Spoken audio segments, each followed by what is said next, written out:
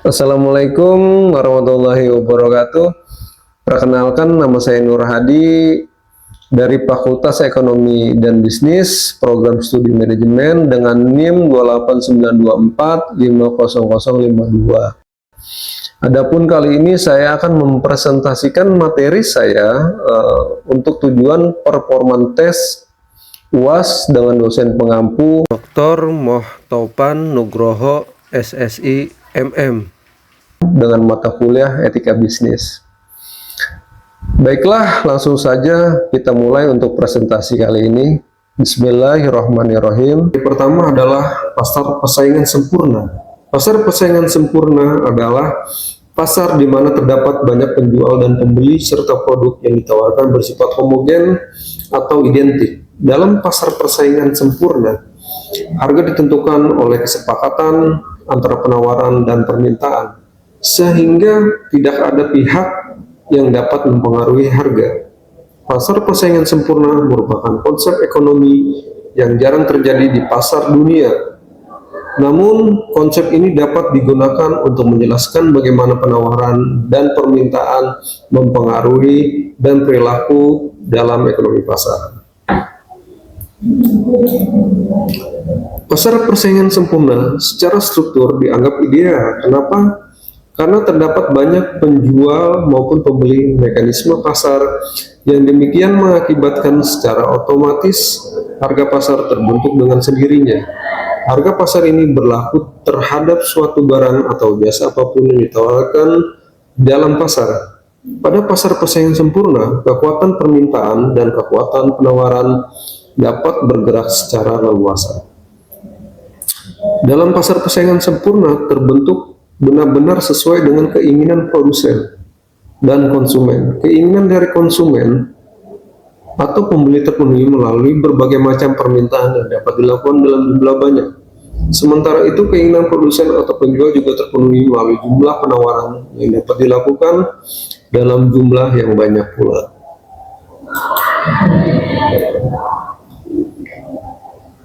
Syarat pasar persaingan sempurna dapat dibentuk jika dalam pasar diterapkan prinsip penerimaan terhadap jumlah penjual yang sangat banyak. Contoh barang yang dijual di pasar persaingan sempurna antara lain beras, gandum, sembako, sayur, buah-buahan. Ciri-ciri pasar persaingan sempurna antara lain jumlah penjualnya dan pembelinya yang sangat banyak. Kemudian produk yang ditawarkan bersifat homogen atau identik. Tidak ada celah informasi antara penjual dan pembeli. Mobilitas sumber ekonomi terjadi secara sempurna dan merata. Terdapat standarisasi produk. Kemudian tiap produsen mempunyai pangsa pasar sendiri. Kedua, pasar bebas. Pengertian pasar bebas adalah pasar yang penjual dan juga pembelinya mempunyai kebebasan untuk memutuskan kebijakan perdagangan. Sederhananya, semua bentuk kebijakan yang berlaku tidak dibuat berdasarkan patokan, campur tangan, atau paksaan dari pihak manapun, termasuk pemerintah. Apabila kita telaah di dalamnya, semua keputusan ekonomi dan aksi oleh individu yang berkaitan dengan uang, barang, dan juga jasa adalah secara sukarela. Pasar bebas ini diadvokasikan oleh pengusul ekonomi liberalisme. Kemudian, fokus dari praktik pasar bebas ini adalah melakukan produksi dan jual beli baik itu barang atau jasa tanpa melibatkan campur tangan pemerintah.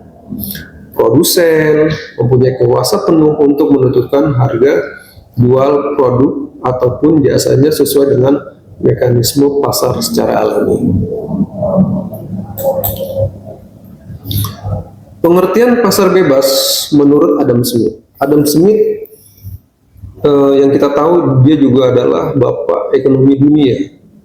Menurutnya pengertian pasar bebas adalah pasar yang memberikan sebuah kebebasan pada masyarakat untuk melakukan jual beli, tak hanya berasal dari pasar lokal, namun penjual yang berasal dari luar negeri juga bebas menawarkan barang dan jasa mereka tanpa campur tangan pemerintah.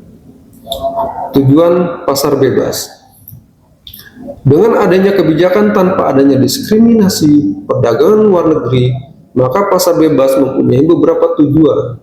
Bisa kita lihat, yang pertama adalah meningkatkan pendapatan negara. Dengan adanya perdagangan yang tidak hanya ada di dalam negeri, maka hal itu akan membantu meningkatkan potensi yang ada di suatu negara untuk memiliki pasar yang lebih luas lagi. Untuk itu, kegiatan mengekspor dari luar negeri ini dilakukan untuk dapat memperoleh nilai transaksi jual beli yang lebih besar. Meningkatkan perekonomian negara. Dengan melakukan kegiatan ekspor, negara tentunya akan memperoleh pasar yang lebih besar. Oleh karena itu, pasar bebas ini merupakan sebuah peluang besar untuk setiap produsen dari dalam negeri untuk meningkatkan produksi dan kualitas produksi supaya bisa memenangi pasar internasional. Kemudian memperluas pasar. Sistem perdagangan yang lebih terbuka ke berbagai negara tentunya bisa memperluas konsumen pada sebuah produk. Jadi pasar bebas ini juga dikatakan sebagai pasar yang mempunyai potensi untuk dapat lebih laku di negara lain dibandingkan di negara asalnya. Kemudian menciptakan transfer of technology. Besar kemungkinan bahwa transfer teknologi yang lahir adanya pasar bebas karena teknologi yang di dalam negara maju tentunya akan lebih canggih dibandingkan dengan yang ada di negara berkembang. Dengan adanya pasar bebas, negara berkembang merasakan dampak-dampak kecanggihan teknologi yang lahir dari negara-negara maju atau sebagai duplikasi teknologi ke negara-negara yang belum maju atau negara berkembang. Memenuhi kebutuhan dalam negeri. Kebutuhan dan keperluan dalam negeri akan bisa terpenuhi dengan tepat dengan adanya pasar bebas. Karena beberapa barang mungkin saja akan sulit untuk diproduksi atau diperoleh dalam negeri. Negara yang melakukan kegiatan impor barang dari luar negeri dapat memenuhi kebutuhannya dengan lebih mudah. Kemudian ciri-ciri pasar bebas. Ada ciri-ciri pasar bebas diantaranya, satu, dijalankan oleh siapa saja. Kedua, ada pembagian kelas. Pembagian kelas ini paling menonjol dari pasar bebas, yakni dibedakan berdasarkan kelas pekerja dan juga kelas pemilik modal. Kedua kelas tersebut bisa dipilih sesuai dengan kebutuhan. Tiga, adanya persaingan untuk memperoleh keuntungan besar. Persaingan untuk memperoleh keuntungan besar bukan hal asing dalam sebuah bisnis. Persaingan tersebut secara tidak langsung mendorong pelaku bisnis menjadi lebih terpacu dalam menjalankan bisnisnya di pasar bebas. Yang keempat, campur tangan pemerintah terbatas. Tidak seperti yang ada di dalam sistem ekonomi terpusat, pemerintah mempunyai batasan tertentu untuk ikut campur dalam kegiatan pasar bebas. Berikut adalah beberapa contoh pasar bebas. Ada APEC, Asia Pacific Economic Cooperation, yaitu kerjasama ekonomi antara satu negara di Asia Pasifik. Ada CAFTA, yaitu China ASEAN Free Trade Area, yaitu perjanjian perdagangan antara China dan negara-negara ASEAN untuk mengatur kerjasama perdagangan bebas. Kemudian EU, European Union, perjanjian pasar bebas antara 28 negara di Eropa. Kemudian ada MIA atau Masyarakat Ekonomi Asia, pasar bebas di Asia Tenggara yang memungkinkan perdagangan barang dan jasa tanpa tarif bea cukai. Kemudian NAFTA, North American Free Trade Area, yaitu sistem perdagangan bebas di Amerika Utara yang mencakup Amerika Serikat, Meksiko, dan Kanada. Ada pula USMCA atau United States Mexico Canada Agreement, perjanjian perdagangan bebas yang menggantikan NAFTA dan berlaku sejak 2020. Barang yang dijual juga berbeda dengan pasar persaingan sempurna. Jika pasar persaingan sempurna, barang yang diperjualbelikan adalah barang dengan jenis yang serupa atau homogen, Maka dalam jenis pasar ini, barang yang diperjualbelikan adalah barang dengan jenis yang berbeda atau beragam. Jenis-jenis pasar persaingan tidak sempurna terbagi menjadi beberapa jenis, yaitu pasar monopoli, pasar oligopoli, monopsoni, dan oligopsoni. Pasar monopoli adalah suatu bentuk pasar di mana hanya terdapat satu perusahaan saja dan perusahaan ini menghasilkan barang yang tidak mempunyai barang pengganti yang sangat dekat. Pasar oligopoli. Oligopoli adalah jenis pasar yang hanya terdiri atas beberapa penjual untuk suatu barang tertentu, sehingga antara penjual yang satu dengan yang lainnya bisa mempengaruhi harga. Monopsoni adalah keadaan pasar dengan jumlah yang banyak dan pembeli tunggal. Monopsoni merupakan salah satu kondisi pasar persaingan tidak sempurna. Keadaan pasar di dalam monopsoni berkebalikan dengan pasar yang bersifat oligopoli dan monopoli. Pasar oligopsoni adalah pasar yang memiliki banyak penjual tetapi hanya sedikit pembeli. Dalam pasar oligopsoni, pembeli atau konsumen memiliki pengaruh dalam menentukan harga produk atau jasa yang ditawarkan. Ciri-ciri pasar oligopsoni, hanya beberapa pembeli yang mengendalikan mayoritas pasar. Kemudian banyak penjual yang bersaing untuk menjual kepada beberapa pembeli dominan. Kemudian harga ditentukan oleh pembeli. Oligopsoni merupakan salah satu bentuk praktek anti persaingan yang merugikan produsen atau penjual. Dalam oligopsoni, konsumen membuat kesepakatan untuk menguasai pembelian komoditas sehingga dapat mengendalikan harga. Produsen tidak punya pilihan lain selain menjual produknya ke para konsumen ini.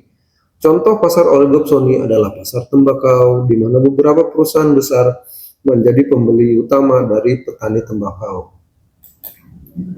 4. Etika konsumen. Etika konsumen adalah penerapan etika dalam perilaku konsumen saat berbelanja. Etika konsumen berkaitan dengan penerapan konsep benar, salah, baik, buruk, dan tanggung jawab. Etika konsumen dapat dikaitkan dengan teori etika, utilitarianisme, dan hedonisme. Teori utilitarianisme mengutamakan nilai manfaat, sedangkan teori hedonisme menganggap kesenangan dan materi sebagai tujuan utama hidup. Konsumen yang menerapkan etika hedonisme cenderung mengutamakan keinginannya semata tanpa berpikir panjang. Selain itu, etika konsumen juga berkaitan dengan perlindungan konsumen, yaitu perangkat hukum yang diciptakan untuk melindungi dan terpenuhnya hak-hak konsumen. Bisnis dan perlindungan konsumen. Etika bisnis dan perlindungan konsumen memiliki hubungan yang erat. Etika bisnis merupakan salah satu bentuknya, yaitu dengan memberikan perlindungan kepada konsumen. Etika bisnis dapat mendorong konsumen untuk menjalin hubungan yang kuat dengan perusahaan. Etika bisnis juga dapat membuat perusahaan memahami kebutuhan dan harapan konsumen. Beberapa contoh etika bisnis adalah bersikap baik, bertindak jujur, dan menghormati informasi pelanggan. Kedua, hubungan produsen dan konsumen. Dalam etika bisnis, interaksi antara produsen dan konsumen selalu dikatakan bahwa hak konsumen harus dihargai dan diperhatikan. Maka hak ini hanya terwujud dan mengikat orang-orang tertentu, yaitu orang-orang yang mengadakan persetujuan satu dengan orang yang lainnya. Contoh kasus etika konsumen, perkembangan media sosial yang sangat global dan sangat masif itu membawa perubahan yang sangat signifikan bagi para konsumen, diantaranya bahkan banyak konsumen juga yang sudah dirugikan, diantaranya penipuan. Esensi terpenting dalam usaha atau dagang adalah kejujuran dalam bertransaksi. Namun, dalam banyak kasus transaksi secara online, penjual tidak transparan kepada konsumen terhadap barang yang dijualnya. Dan itu sangat merugikan konsumen karena mengecewakan kepuasan konsumen tadi. Kemudian selain spamming dalam bentuk komentar, seringkali para pelaku bisnis juga melakukan hal seperti men-tag calon konsumen secara acak. Melakukan tag memang membuat orang yang ada tag menjadi melihat apa yang Anda jual, namun bukannya membeli, mereka mungkin bisa saja menjadi merasa terganggu, dan yang terjadi sebaliknya. Etika periklanan, fungsi iklan. Fungsi iklan diantaranya memberi informasi, mempersuasi, yaitu iklan yang efektif memiliki bertujuan untuk meyakinkan pelanggan agar mau mencoba produk yang ditawarkan. Mengingatkan, kemudian memberikan nilai tambah bagi merek dengan mempengaruhi pandangan konsumen.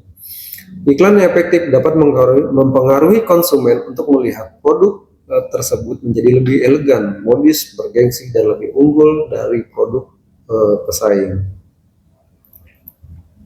Kemudian mendampingi. Maksud dari fungsi mendampingi adalah iklan dapat digunakan sebagai alat komunikasi untuk kegiatan promosi.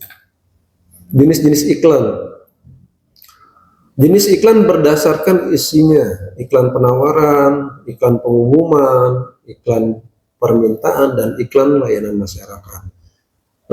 Jenis iklan berdasarkan medianya, iklan elektronik, iklan media cetak, dan jenis iklan berdasarkan tujuannya, ada iklan komersial dan ada iklan non-komersial. Dan yang terakhir, contoh-contoh kasus periklanan. Seperti yang kita tahu, ada beberapa iklan yang memang dilarang dalam persiaran, diantaranya satu iklan siaran Shimizu. Yang kita tahu jenis pelanggaran ini dikategorikan sebagai pelanggaran larangan adegan seksual, ketentuan siaran iklan, norma kesusilaan dan kesopanan. Kemudian yang kedua adalah siaran iklan minuman icitan. Seperti yang kita tahu, iklan yang diproduksi oleh icitan ini ditemukan satu pelanggaran etika periklanan, yaitu menyatakan bahwa produk mereka merupakan minuman milk tea satu-satunya yang ada di Indonesia. Seperti yang kita tahu bahwa di Indonesia ini banyak minuman milk tea, dan ini merupakan sebuah pelanggaran dalam periklanan. Kemudian yang terakhir adalah siaran iklan Garnier Micellar Water. Bagaimana iklan tersebut menyatakan klaim bahwa produknya adalah nomor 1 di Indonesia. Tanpa bukti memadai, hal ini merupakan pelanggaran terhadap etika pariwara Indonesia. Karena iklan harus menyajikan informasi yang dapat dibuktikan dan tidak boleh menyesatkan konsumen. Baik, ini adalah daftar pustaka yang saya miliki dari presentasi saya kali ini. Dan sebagai penutup, demikian presentasi saya kali ini. Semoga apa yang saya sampaikan dapat bermanfaat bagi kita semua. Jika ada kesalahan atau kekurangan, mohon dimaafkan karena kesempurnaan sungguhnya hanya milik Allah semata. Walafu minkum.